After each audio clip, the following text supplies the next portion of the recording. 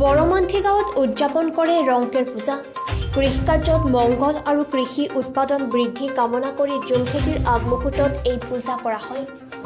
অপায় অমংগল বেমাৰ আজাৰ দুৰ্ভিক্ষৰ সময়তো ৰাজহুৱাভাৱে এই পূজা কৰা হয় কাৰ্বি পাহাৰত। অৱশ্যে অঞ্চলভেদে এই ৰংকেৰ পূজা কেইবা প্ৰকাৰেৰে পালন কৰা দেখা যায়।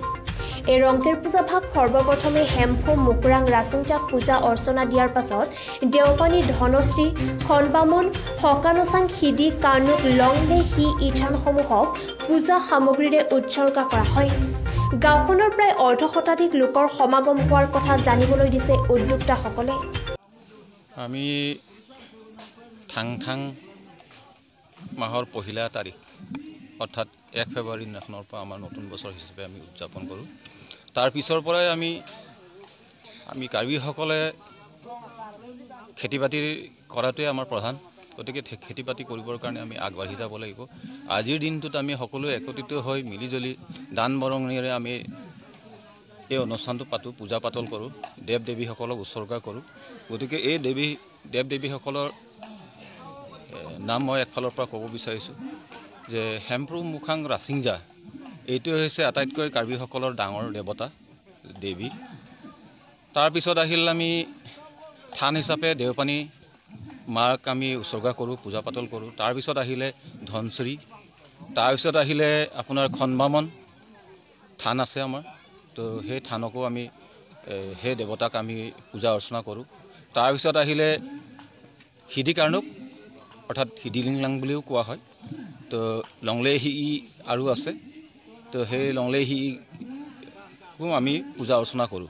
তো এই পূজা অৰ্চনা কিয় কৰা হয়, ইয়াৰ কাৰণ হৈছে কি, আমি যেতিয়া গাঁৱৰ পৰা ওলাই যাওঁ খেতি বাতি কৰিবৰ কাৰণে যাতে কোনো ধৰণৰ ব্যাঘাত নহয়, কোনো অপশক্তিয়ে আমাক ক্ষতি কৰিব নোৱাৰে, সেইবাবে দেৱতাসকলক আমি পূজা অৰ্চনা কৰি তেওঁলোকক সান্তনা কৰাৰ কাৰণে আজি দিনটো পূজা পতা হয়।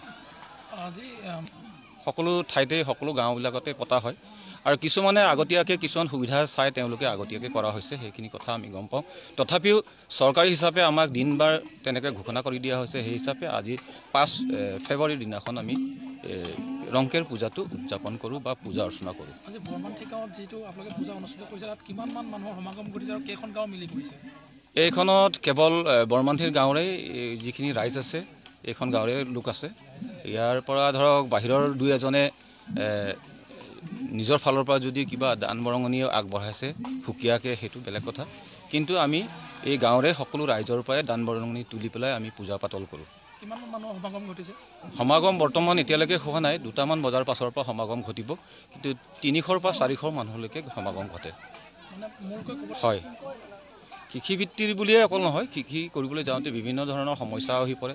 সেই সমস্যাসমূহৰ পৰা আমি যাতে আমি বাচি থাকিব পাৰোঁ বা দূৰ কৰি ৰাখিব পাৰোঁ, সেইকাৰণে আমি দেৱ দেৱীসকলক পূজা অৰ্চনা কৰি তেওঁলোকক সান্তনা কৰোঁ।